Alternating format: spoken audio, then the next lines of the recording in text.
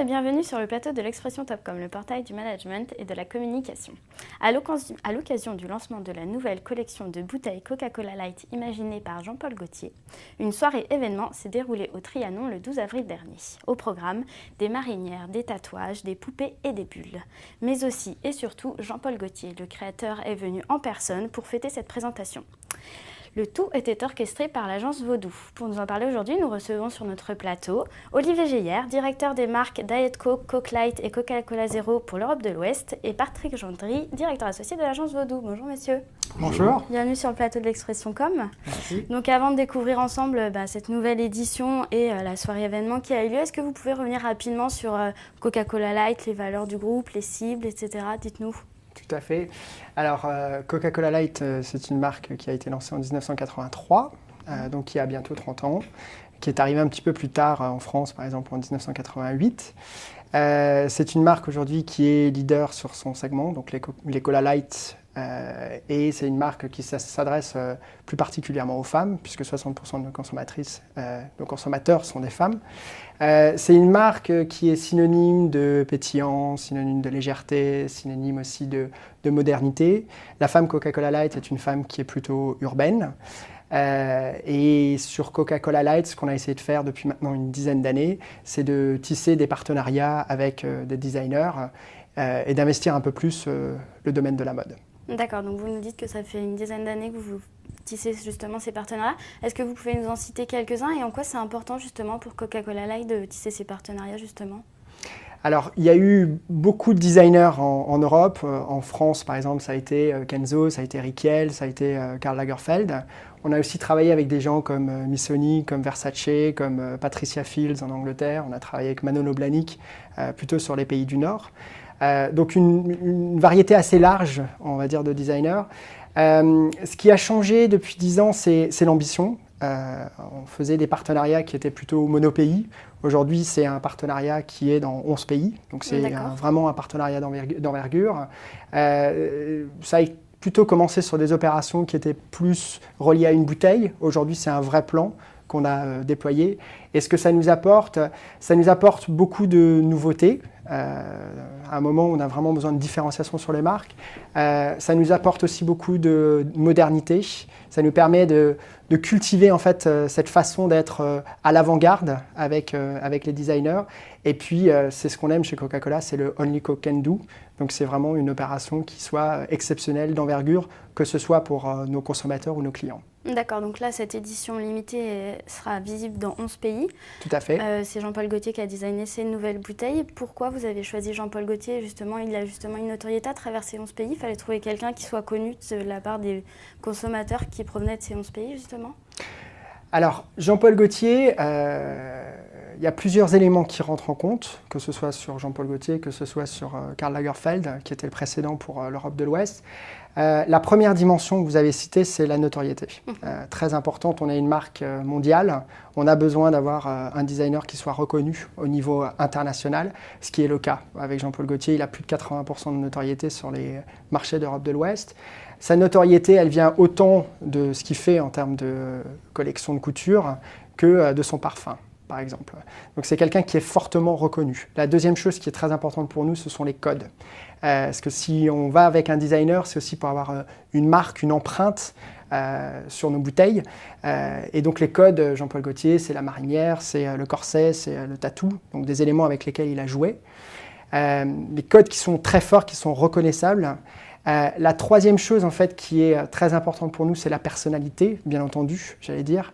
Et Jean-Paul Gaultier, tout au long du partenariat qu'on a construit avec lui, mais aussi sur l'événement, et Patrick en parlera, a vraiment incarné la marque Coca-Cola Light, sur la pétillance, sur la légèreté, sur le fun, sur l'irrévérence, et on sent vraiment sa patte sur tout ce qu'il a fait.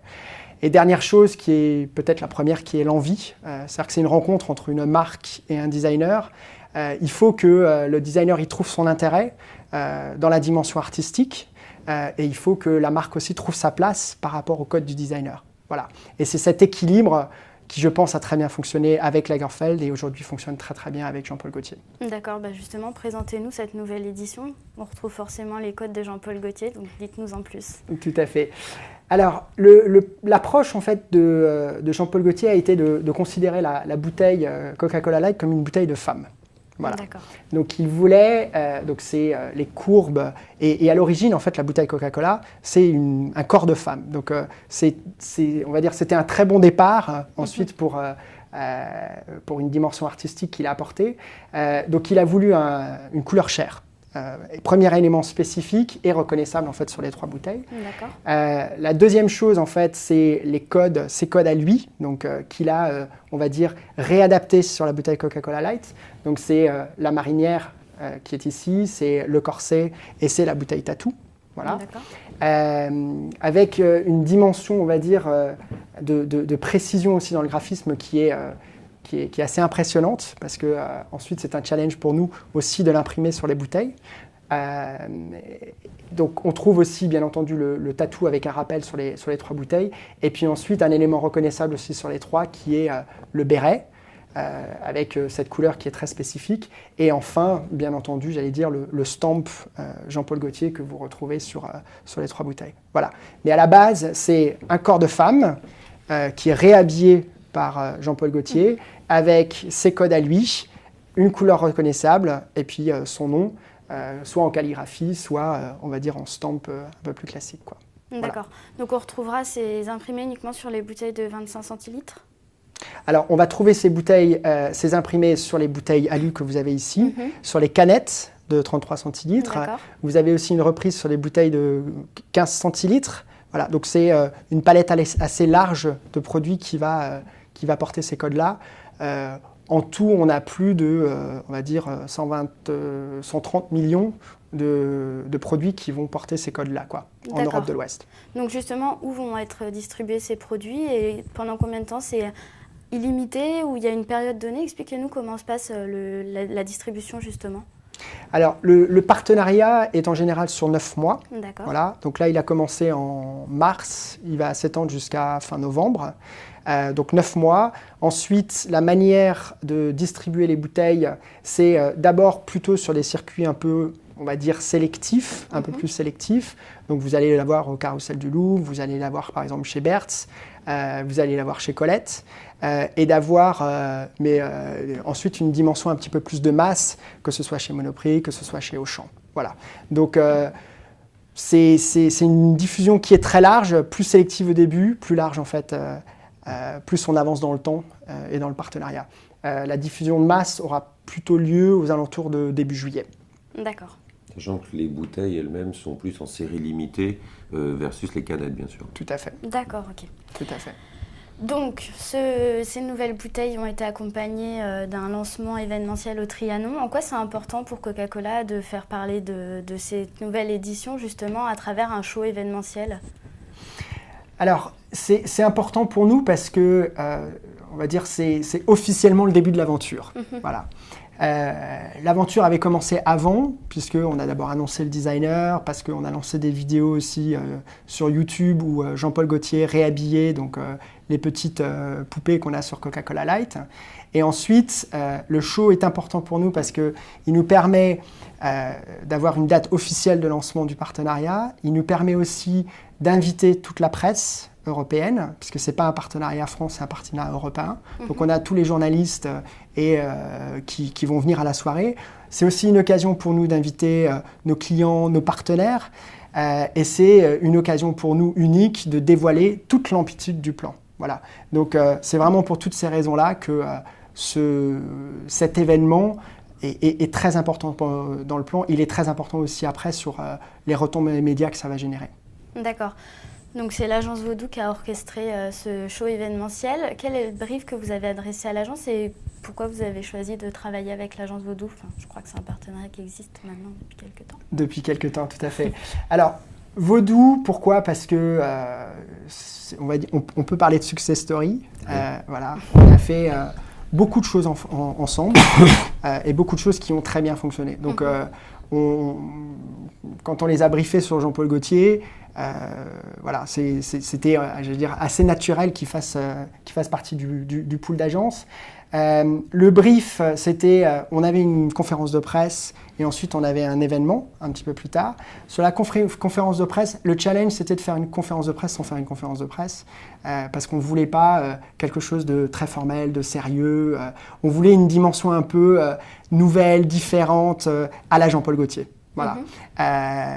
Et donc, tu vas en parler, mais ils sont venus avec une recommandation qui nous a énormément séduit, qui était voilà, très différente par rapport à ce qu'ont proposé les autres agences. Et puis après, sur le soir, on avait besoin d'un espace qui soit un petit peu plus grand, un peu plus, on va dire, parce qu'on avait beaucoup de gens qu'on invitait. Donc, c'était de trouver on va dire, cet espace qui soit facile d'accès. Ça, c'est très important parce qu'il y a beaucoup de gens qui viennent. Où on ait suffisamment de place pour faire toutes on va dire les activations et surtout que ce soit un endroit qui soit toujours dans l'esprit Jean-Paul Gaultier. Voilà. J'en dis pas trop justement pour te permettre de... Non, c'est bien. Parce que sinon, tu as raison. Maintenant que j'ai fait le teasing... Donc Olivier, vous parliez justement de success story entre guillemets avec l'agence Vaudou. J'imagine qu'au sein de l'agence, à chaque nouveau brief de Coca-Cola Light, c'est un nouveau travail. Il faut à nouveau se challenger. Voilà, ouais. Et leur proposer de nouvelles propositions justement. Ouais. Donc comment vous y êtes pris pour le cas Jean-Paul Gaultier justement? Le cas Jean-Paul Gaultier, il est d'abord très riche en iconographie, en images, en force d'évocation. Donc c'est évident que ça a beaucoup motivé la création de l'agence de travailler sur un sujet comme celui-là. Les enjeux, ils sont très forts. Enfin, il y a nos enjeux, bien sûr, de relation avec la marque Coca-Cola, chez qui on est arrivé sur des événements assez importants comme l'Espace 125 l'année dernière pour les 125 ans de la marque.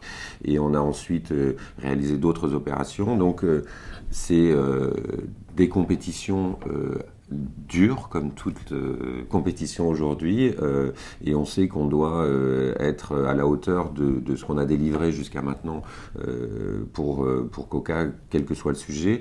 Et donc, voilà. Et donc pour nous, quand un brief comme celui-là arrive, c'est toujours bien sûr une volonté d'être le plus fort possible, le meilleur et le plus créatif. Donc, et là, le brief expliquait ce qu'a dit Olivier, c'est-à-dire que il y avait en fait deux événements en un, avec des enjeux complémentaires. Donc, bien sûr, créer un moment un peu particulier avec une presse très spécifique, basque internationale, anglophone pour la plupart, et donc avec une manière de l'aborder un petit peu différente et un besoin de les séduire fortement. Et donc on a calibré en fait la conférence de presse comme un véritable événement. Je vais y revenir. Et deuxième chose, c'est toucher des influenceurs, notamment lors de la soirée ensuite, qui vont au-delà de la cible des journalistes, et créer même une caisse de résonance. C'est-à-dire que cet événement, c'est en effet une espèce de lancement de la campagne et de l'existence de ces bouteilles, mais c'est aussi un moment stratégique en termes de communication où on va chercher à créer cette caisse de résonance, à générer un maximum de retombées au travers d'un moment très court qui va être cet événement. Donc il fallait que cet événement soit emblématique, soit fort, soit séduisant. Voilà. D'accord. Donc justement, avant de nous présenter cet événement, vous pouvez peut-être revenir rapidement sur la conférence de presse? Oui. Alors la conférence de presse elle-même, ce qu'on a voulu, c'est amener un décalage, convier les journalistes dans un endroit inattendu et rester en cohérence avec la personne qu'est Jean-Paul Gaultier et ses amours, entre guillemets. Et on a eu l'idée nous est venue tout simplement du lieu de la conférence de presse par la fameuse histoire de la forme des bouteilles, corps de femme. Et ce qu'a fait Jean-Paul, c'est réhabiller un corps de femme avec ses codes de la mode et ses expressions graphiques emblématiques. Et on s'est dit, qu'est-ce qui se rapproche de plus de ça? C'est le Crazy Horse qui habille des femmes de lumière. Et on s'est dit, est-ce qu'on est capable de transposer le fait d'habiller ces corps de femmes de la même manière que Jean-Paul a habillé les bouteilles. Et donc on s'est dit, ben voilà, il y a une connexion qui se fait, qui est immédiate. Et donc ce qu'on a proposé à Coca, c'est de dire, la conférence de presse, on va la déplacer, on va la faire dans un autre endroit. Il y avait une dimension, un arbitrage budgétaire, encore une fois, important dans ces histoires-là. Il fallait qu'on arrive à faire tenir donc 2 événements dans le même budget. Et on a réussi à travailler en bonne intelligence avec le Crazy Horse qui a joué le jeu, et donc à accueillir cette conférence de presse magnifiée, on va dire, dans ce lieu. Et bien sûr, après, le propos n'était pas juste d'avoir un écrin et un show classique, mais de construire quelque chose de spécifique à la marque. Alors, il se trouve que Jean-Paul Gaultier aime beaucoup le Crazy Horse, a des attaches avec le Crazy Horse, il va souvent, voilà. Et donc, on s'est dit, il y a un link qui est évident, et donc on a également validé ça auprès de Jean-Paul Gaultier, qui était partant pour faire la conférence de presse physiquement là-bas. Et ensuite, on a demandé au Crazy Horse de travailler avec nous sur un numéro spécifique autour à la fois du reveal des bouteilles, mais de retranscrire aussi tout l'esprit. Et donc on a projeté à un moment donné, enfin, vous aurez quelques images éventuellement montrées, on a projeté ces items graphiques lors d'un numéro repensé entièrement autour de Jean-Paul Gaultier, avec son aval bien sûr, et voilà, la validation de Coca sur tout ça. Et donc on a fait à l'heure du déjeuner, sur un modèle assez court d'1 heure à peu près, hein, si je dis pas de bêtises, cette rencontre. Voilà. Et c'est vrai que l'impact sur les journalistes masculins déjà a été important, et puis même sur les autres. Pas que. Voilà, mais pas que. Mais voilà, moi j'ai entendu des commentaires qui étaient, mais on n'a jamais eu une conférence de presse comme ça, enfin, et puis pour des gens des pays anglo-saxons, des pays nordiques, c'était vraiment nouveau. Alors il y avait ce petit côté très français aussi, enfin, qui nous a plu aussi, c'est ce décalage et ce fait d'oser transgresser un petit peu les codes. Si ce n'est que bon, les danseuses n'étaient pas nues, pour une fois, mais légèrement habillées. Voilà. D'accord. Donc ça, c'était la conférence de presse. Elle a été suivie par un certain nombre d'entretiens, d'interviews en one-to-one qui se sont faits dans le lieu. Donc Jean-Paul Gaultier a là aussi beaucoup joué le jeu avec la marque, qui était exceptionnelle. Et ça a permis il a passé sa journée avec nous, hein, globalement, et nous a rejoints bien sûr pour la soirée ensuite. Donc vous allez nous décrire tout de suite. Alors la soirée, voilà, dans un lieu qui lui aussi incarne beaucoup de choses, physiquement, donc qui a ce côté théâtre ancien qui nous tenait à cœur, avec des statues, une richesse de décorum qui était assez forte, et qu'on a réhabillé complètement, bien sûr, pour l'occasion. Et là, ce qu'on a fait, c'est créer en fait différents espaces, donc un par évoquant chacune des 3 bouteilles. Donc il y avait un bar de marin sur le côté marinière, donc complètement habillé avec la marinière, qui était bien sûr le bar d'accueil et qui a fonctionné pendant toute la durée de l'opération du soir. Ensuite, il y avait un côté boudoir pour la dimension un peu guêpière. Et donc, on avait installé des lits, des espèces d'espaces lounge qui reprenaient, voilà, sur lesquels on venait s'allonger, etc. Et puis, sur le tatouage, on a fait un stand de tatouage, éphémère, bien sûr, et dans lequel on pouvait venir se faire tatouer le motif que l'on désirait. Voilà. Et on a accompagné ça de petites scénettes, en fait, de 3 personnages qui étaient 3 jeunes femmes qui incarnaient à nouveau, bien sûr, les 3 bouteilles, et qui passaient à travers les convives et scénarisaient un petit peu les 3 atmosphères et les renforcer en termes d'évocation. D'accord. Il y a eu aussi un petit show avec... Alors, il y a eu même un assez grand show. Voilà, donc on a bien sûr profité de la scène du Trianon et de l'espace qu'on avait entièrement refait. Et dans cet espace, on a orchestré un spectacle, un véritable spectacle de révélation, puisqu'à chaque fois, que ce soit pour la presse le midi et pour l'ensemble des convives le soir, on a fait un reveal des bouteilles un peu événementialisé, scénarisé.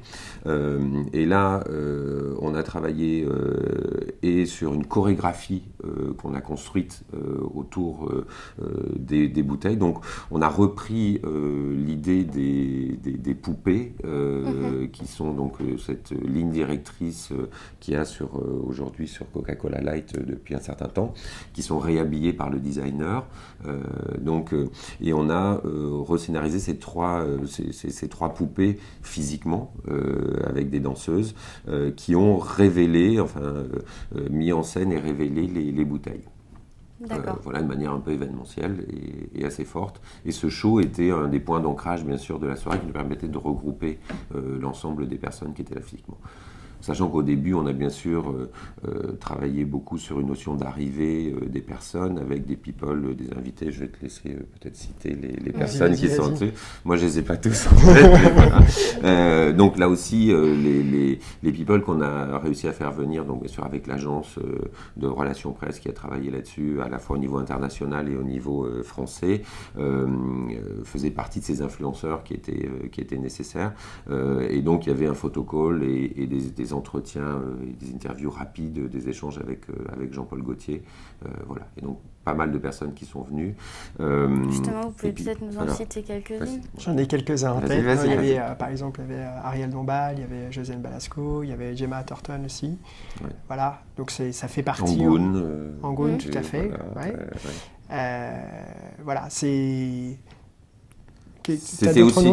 Non, je suis très mauvais sur le... Non, après, il y a pas mal de personnalités de la mode. Oui, bien sûr, il y a beaucoup de personnalités de la mode, bien sûr. Oui, il y avait des mannequins aussi. Exactement. Oui, il y avait des mannequins. Il y a des DJ qui sont là en général. Voilà, il y a beaucoup de gens, en fait, de l'entourage de la mode qui sont présents. Voilà. Et on avait on est resté dans cette veine extrêmement féminine, bien sûr. On est d'ailleurs sur du gender marketing aujourd'hui, typiquement sur cette marque. Alors il y avait un peu cette mise en abîme, c'est-à-dire que la femme qui était un peu sujet de désir et de représentation en tant que bouteille, et puis la femme présente en tant que incarnant l'influence. Voilà. On avait des DJ femmes, des DJs qui ont animé la soirée, donc uniquement des femmes. Et puis on a un groupe qui est passé, incarné par une chanteuse assez emblématique, qui avait aussi travaillé avec la marque Jean-Paul Gaultier auparavant, et qui a fait donc un tour de chant qui a lancé le spectacle. Dragonettes. Voilà. Les Dragonettes, oui, pardon, je ne l'ai pas cité. Dragonettes, qui est un groupe anglais avec une chanteuse assez impressionnante et qui a donné aussi le ton sonore de la soirée, qu'on voulait aussi en cohérence avec tout l'univers qui avait été créé autour de la marque. D'accord. Bon, j'imagine que ça a duré jusqu'au petit matin. Assez tardivement, oui. Enfin, on a été obligé de s'arrêter à 2h du matin parce qu'il y a des lois en France qui imposent ce genre de choses. Mais voilà, on a eu un monde assez impressionnant. Et puis surtout, je pense que la force de tout ça a été générée, Olivier en a parlé, par la personnalité de Jean-Paul Gaultier, qui s'est impliqué complètement, qui a joué le jeu de manière extraordinaire, qui a fait partie du show de révélation, sur lequel il a porté une perruque d'ailleurs assez amusante, où il s'est déguisé comme une des marionnettes, parce qu'on disait c'est plutôt des marionnettes les personnages, et voilà, et il a été ce qu'il a dégagé humainement était très très fort. Il y avait une convivialité, une sympathie pour les journalistes notamment, c'est-à-dire qu'il est resté très très proche, très très accessible, très très sympa, et ça, pour moi, ça a créé cette atmosphère qui était très forte pendant la soirée, que je qualifierais de bon enfant et d'agréable, et de ne pas se tarifier. Il était très sincère. Une très forte sincérité. son envie de s'exprimer sur ces bouteilles qu'on sentait véritables. Et voilà, et ça c'était prégnant pendant toute la soirée. Et du coup, je pense qu'il y avait une ambiance exceptionnelle et tout le monde se sentait bien et tout le monde avait envie de rester. Et voilà, et ça a été la magie de cette soirée. Et je rajouterais aussi sa disponibilité, parce que quand vous avez beaucoup de médias, il faut savoir gérer, on va dire, la conférence de presse, il faut savoir gérer les interviews, il faut savoir gérer... Et il l'a très très bien fait, toujours avec un état d'esprit assez formidable, beaucoup de sincérité. Franchement, ce qui est ressorti de la part des journalistes, c'est sa sincérité. Voilà, et puis son humeur qui il est drôle en plus, incroyable. Dans les interviews, il répond très très bien, il est amusant. Enfin, voilà, toutes les journalistes femmes ont été séduites par Jean-Paul. Voilà, donc ça a été les hommes par les femmes, tout le monde, par Jean-Paul. Tout le monde était content. Justement, est-ce que vous avez eu des retombées suite à... vous nous avez déjà parlé des retombées après la conférence de presse. Est-ce que vous avez eu aussi des retombées après ce show? Et même au niveau, ne serait-ce que du design des nouvelles bouteilles, comment tout ça a été accueilli? Oui. Alors, les retombées qu'on a eues sont incroyables. Je crois franchement que c'est compliqué de dire autre chose que ça. Non, c'est vraiment incroyable, pour plusieurs raisons. Alors, pour l'instant, on a lancé que les bouteilles alu. Voilà. Et ensuite, on aura les cannes un tout petit peu plus loin dans l'année. On a lancé aussi que ces 2 bouteilles-là. Et on aura cette 3e bouteille qui va arriver un tout petit peu plus tard. Pour l'instant, ce qu'on a eu, c'est on a eu plus de 1000 retombées médias en Europe de l'Ouest, que ce soit télé, que ce soit radio, que ce soit presse, que ce soit online. La grande spécificité du partenariat avec Jean-Paul Gaultier, c'est que ce soit de la Norvège en passant par l'Angleterre ou la France, c'est de façon unanime qu'on a eu une très très forte couverture média, donc ça c'est assez rare. Sur les petites vidéos qu'on a fait sur YouTube, où donc lui réhabille les différentes poupées, on a eu plus de 2,6 millions de vues en Europe de l'Ouest, donc ce qui est juste exceptionnel. Si vous regardez les fans sur Facebook, on est à peu près 1 million de fans sur Facebook. Donc à tous les points de vue, on a eu un retour très positif, et surtout ce qui était très important sur la soirée, c'est que les journalistes se soient bien sentis dans cette soirée, voilà, qu'ils aient bien senti aussi le partenariat, qu'ils aient bien compris le partenariat. Et là, on a eu un retour qui a été unanime, et le rôle qu'a joué Vaudou dans le succès de la soirée est juste incroyable aussi. Voilà, et je tiens à le préciser. D'accord. Juste pour terminer, donc le lancement de ces bouteilles a été accompagné d'une campagne de communication également. Est-ce que vous pouvez revenir rapidement dessus? Oui, tout à fait. Donc c'est vraiment une campagne multi-support. Pourquoi? Parce qu'on a un 10 secondes en télé qui va présenter les bouteilles. Donc d'abord les bouteilles alu, ensuite les canettes, un tout petit peu plus tard dans l'année. Ensuite, on a une campagne d'affichage qui a été faite par Stéphane Sednaoui, donc qui est un très grand photographe qui a pas mal travaillé aussi avec Jean-Paul Gaultier, donc sur le principe d'un corps de femme avec la tête de Jean-Paul Gaultier. Donc plusieurs visuels qui ont déjà été en France, qui seront partout en Europe de l'Ouest. Ensuite, on a les vidéos qu'on a fait sur YouTube. Il y a 3 films avec 3 différentes poupées. Ensuite, il y a bien entendu donc, les bouteilles alu, il y a les canettes aussi, il y aura la canette marinière, il y aura la canette corsée. Vous avez aussi des verres Jean-Paul Gaultier qui seront disponibles. Vous aurez la boîte collector. Voilà, donc c'est vraiment un plan qui est vraiment très large.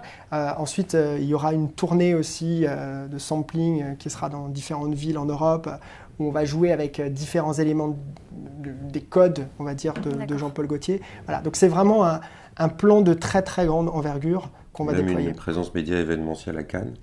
Il y a eu effectivement une présence média. D'accord. Voilà.